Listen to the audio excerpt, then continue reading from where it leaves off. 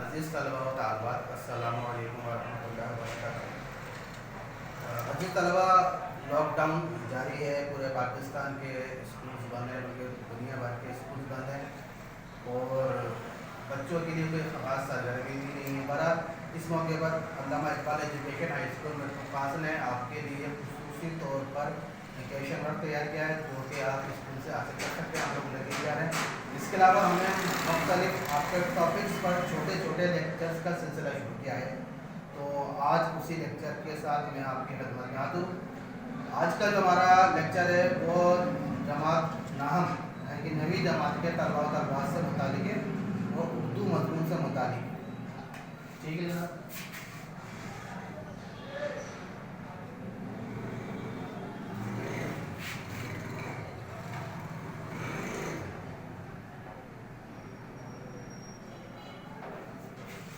جماعت نہم میں حصہ غزلیات میں اردو کے عظیم شاعر مرزا اسد اللہ خان غالب کی غزل بھی شامل ہے۔ آج کے اس لیکچر میں ہم مرزا اسد اللہ خان غالب کا تعارف صرف ہم پڑھیں گے، ان کے تعارف کے متعلق دیکھیں گے، اور غزل کا جو ہم پڑھیں گے وہ انشاءاللہ اگلے لیکچر میں پڑھیں گے۔ مرزا اسد اللہ خان غالب۔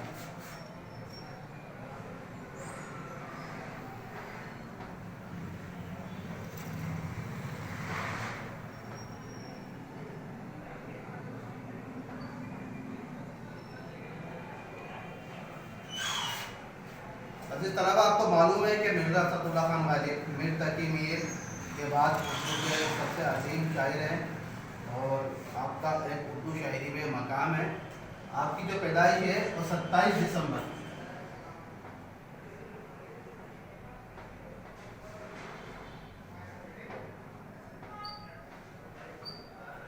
1797 کو آپ آگرہ میں پیدا ہوئے۔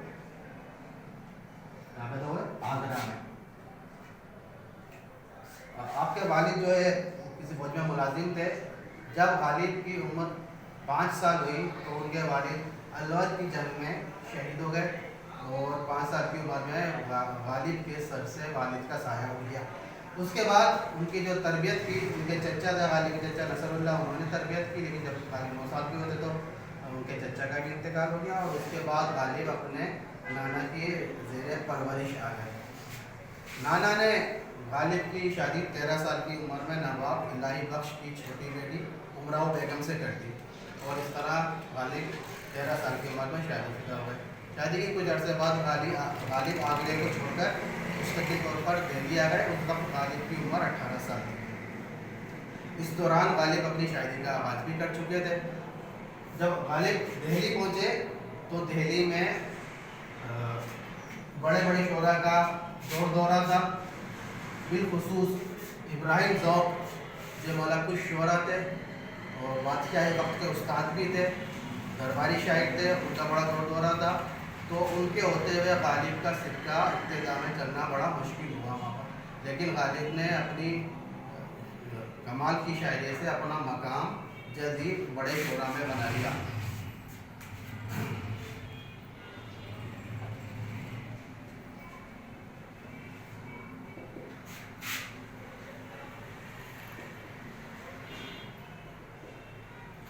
بادشاہ وقت بہادر شاہ ظفر ان کے دربار میں جانے کے قابل غالب نے کئی بار کوشش کی اور آخرکار ان کے دربار تک رسائی بھی ان کو ممکن ہوئی۔ بعد میں ابراہیم ذوق جو کہ بہادر شاہ ظفر کے استاد تھے، ان کا انتقال ہو گیا، تو ان کے انتقال کے بعد غالب بہادر شاہ ظفر کے استاد بھی مقرر ہوئے۔ اور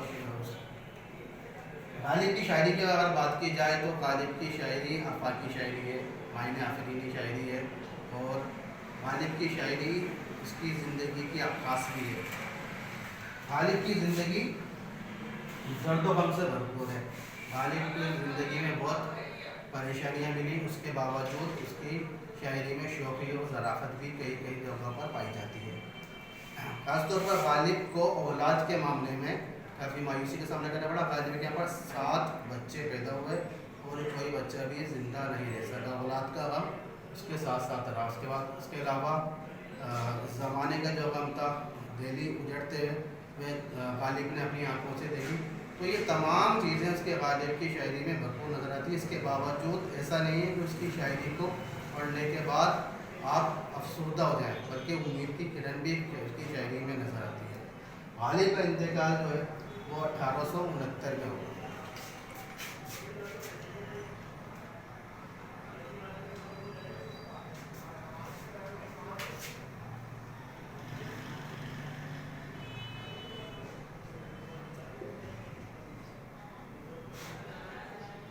فروری 1869 میں غالب کا انتقال ہوا۔ تو یہ غالب کا مختصر تعارف تھا آج کے لیکچر میں۔ آئندہ لیکچر میں ہم غالب کی جو نصاب میں غزل شامل ہے، ہر ایک بات پہ تم کہتے ہو کہ تو کیا ہے، اس کو ہم پڑھیں گے انشاءاللہ۔